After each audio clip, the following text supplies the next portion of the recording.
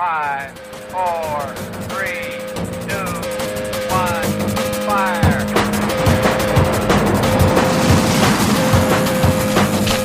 The only thing we have to fear is spirit. Mile 18. This is Endurance Nation. 95% of endurance athletes are wasting their time and money trying to solve race day problems with more training. And guess what? You're probably one of them.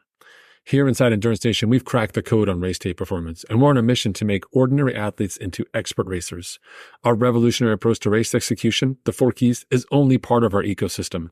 Race execution is baked into our entire season trajectory, from homework that our athletes do, to key training sessions, to race day support, to debriefs, and content that actually supports you becoming a smarter and stronger athlete.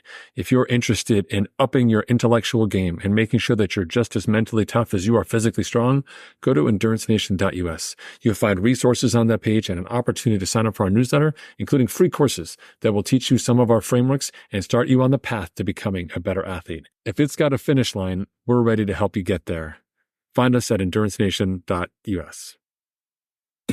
5 seconds, athletes. Here we go.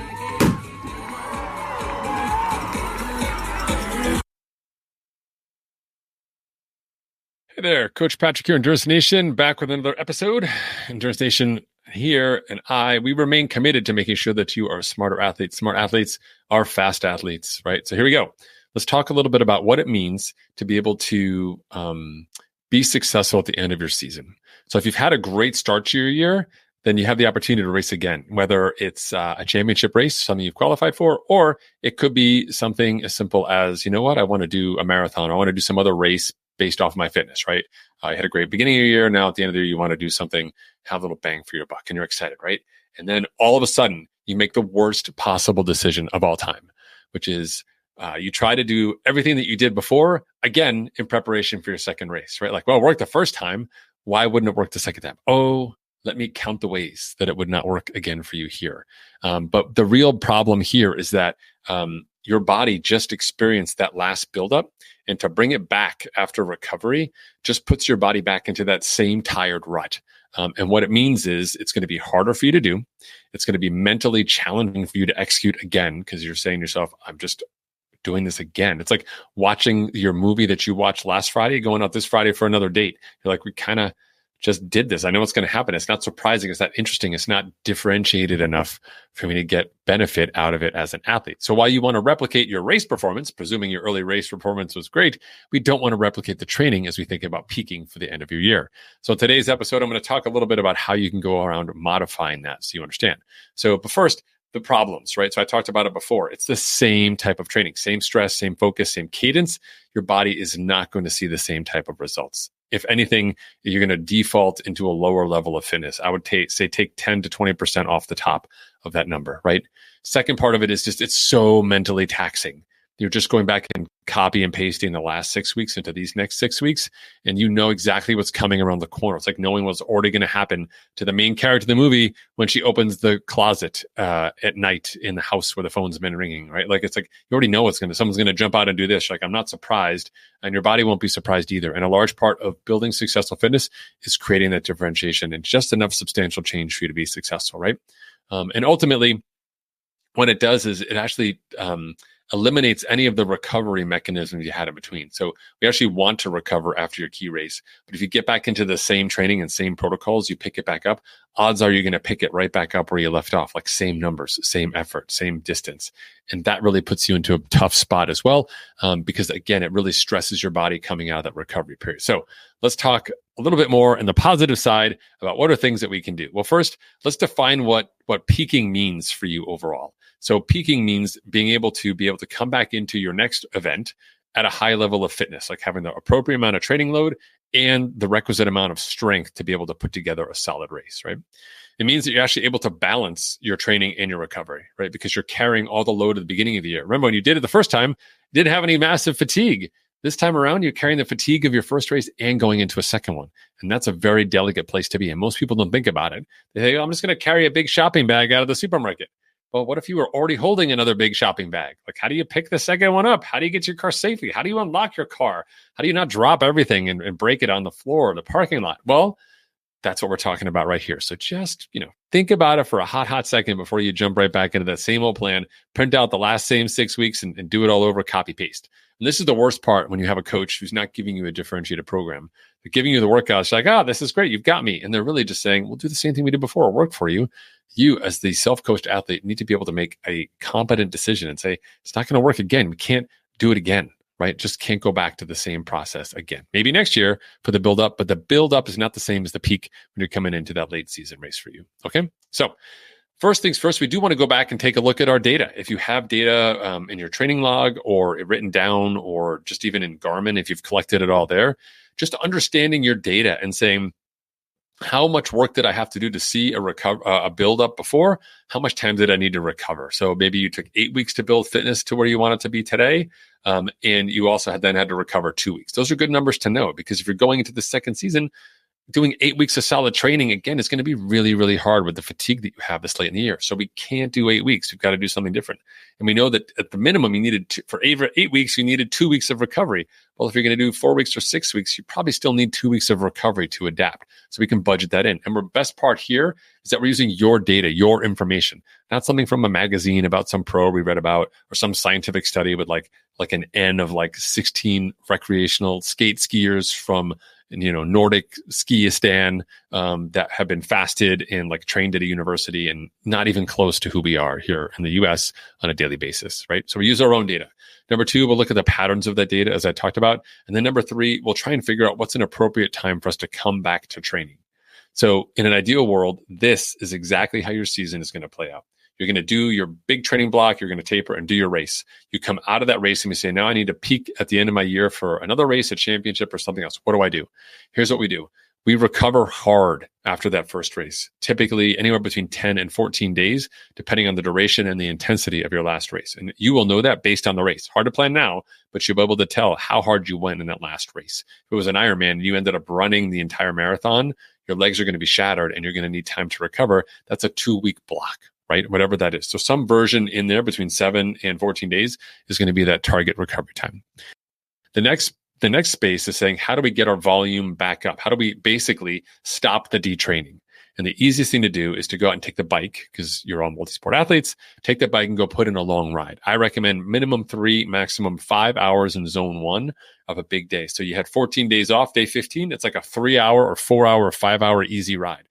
Literally plan, I'm going to ride to this coffee shop, and then I'm going to go to that lunch place, and then I'm going to come back to the coffee shop or an ice cream shop and then go home. It doesn't have to be anything hard, whatever, but just reversing the detraining that's been happening to your body, which is moving you backwards, right? If we started incrementally, it's going to take you a week or 2 weeks to reverse the detraining.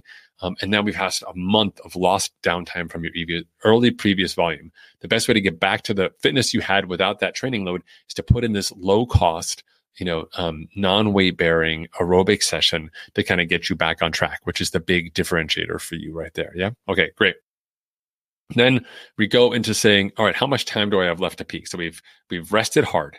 We've hit that big aerobic session. And now we do the math on the rest of the time. Do we have 3 weeks? Do we have 6 weeks? Do we have 8 weeks? The shorter the transition to your next race, the more quality and more race specific you have to be. So in this case, what I'm saying is if you were training for if you train for an Ironman, you're going to do a half Ironman at the end of the season, right? Then when you move into the second phase, you can actually do short course style training. Take it down a notch. So if you're training from an Ironman, you're going to another Ironman. In this second block, you would do half Ironman specific training, maybe with a couple longer sessions on the weekend. The longer you have between two events, you can do a few longer sessions, but you're really following a half Ironman training plan because you can do the intensity and the quality, but you can't do that and the volume. So we'll take the volume out of the equation, save it for specific milestones. You just did all that volume earlier in the year. Don't need to do it all again. Similarly, if you're going from an Ironman to a half, you could do Olympic style training for the majority of that block, especially if it's 4 weeks or less, maybe one race rehearsal session longer, but you don't need to put all the volume in, particularly on the run, the weight bearing sessions that really stress your body out. If you did an Ironman this season or a half Ironman big volume and you're moving into a marathon at the end of the year, and you've got like 6 weeks or less, you could do a half marathon plan with 1 or 2 longer runs and you'd be great. You just did tons of running in the beginning of your year. Your run fitness has never been higher, but so too has been your run cost has never been so high. To stack more running on top of more running is a recipe for disaster. So what we do, again, to recap here for you, is we have a great race and then we get really dialed in on our recovery period, hard recovery, walking, etc. Most people get right back to it. If you're looking to peak later in the year, you can't get right back to it. That's a recipe for disaster, right? That's like having a bad night, making some poor decisions with alcohol and getting up in the morning and having a beer to cut the hangover. Not going to cut it if you're trying to perform and work at your best, right? So don't treat workout fatigue with more workouts. That's just your ego talking and that consistency engine inside your body. And we need to turn it off for a period of time, 7 to 14 days, right? We come back with that big aerobic session. It could be on the bike. It could be a big long day hike, maybe with a pack on or something else. You can make it fun, take advantage of fall weather if that's nice inside your area. And we reset ourselves aerobically and eliminate that detraining momentum with that big session. And then we can do the math on the rest of the time that we have. If you've got less than 6 weeks, I recommend you do this training plan down. So if you were training for a second Ironman, do the half Ironman plan. If you had done a half Ironman and you were training for another half Ironman, do the Olympic distance plan, right? If you did a marathon, going to do a marathon, do the half marathon plan. And instead, work in those key workouts and focus on race strategy, race execution, nutrition, pacing, etc. Because you have the fitness. You don't need to go back out and do all of those extra runs. It's when we get greedy at the second half of the season, when we have this confidence from an early part of the year, we say, like, I can totally roll those dice. You've never been more exposed. You've never been more at risk for injury, overtraining, and fatigue than you are at the end of the year.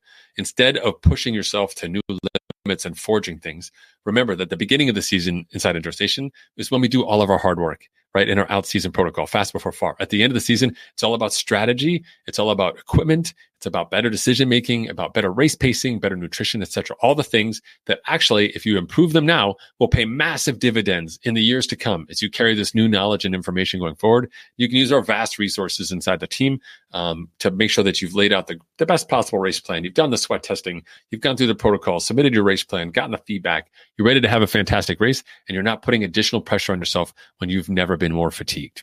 Okay. So when you've just gotten out of the gym and done chest day, don't go back the next day and do more chest. It's not going to add anything. It's only going to take it away. So don't make the mistake of trying to have an awesome end of your season by simply replicating the things that got you here. Remember, what got you here won't get you there. And having a fantastic race is capitalizing on the investment you've made with your training, but trying something just a little different, quality over quantity here at the end of your season, getting really focused on the mental side of the game, making smart decisions, a framework that's going to carry you not only through your race, but into a fantastic next year with this momentum and this new facet you've added to your identity as an endurance athlete, as someone who understands that being smarter is actually the new faster.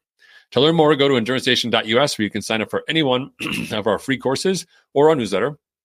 You can also apply. If you're ready to get started, we're ready to talk to you. You can go ahead and apply, put your name in the hat, take a look at your application, and we'll get you set up, whether it's getting you ready for that second race of the season or starting next season right away. We're happy to set out a season that's based off of race execution, making sure that you're going to have your best possible race next year with the smart steps that'll get you there.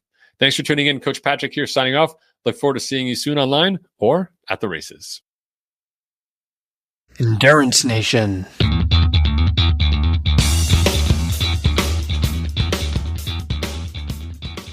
Hey, podcast fans. I know you love the podcast because here you are, you're listening to it and you're still listening to me talk right now. Did you know you can get content just like this in your inbox once a month? We send out a great newsletter. We call it, guess what? The Unfair Advantage. That's right. It's our information to you, something that separates you from the competition. If they're not here, then they don't know. But if you are here, then now you do. Zero excuses. If you go check us out online at endurancenation.us/newsletter, it's your opportunity to enter your email address, sign up for these updates. They come once a month, sometimes twice a month, depending on my race schedule. And it's your chance to get insider information that's going to help you become a better, smarter athlete. Don't miss out on this chance to get ahead of the competition. It doesn't cost you any money, and it's not a ton of work. It's just your email address. That's endurancenation.us/newsletter.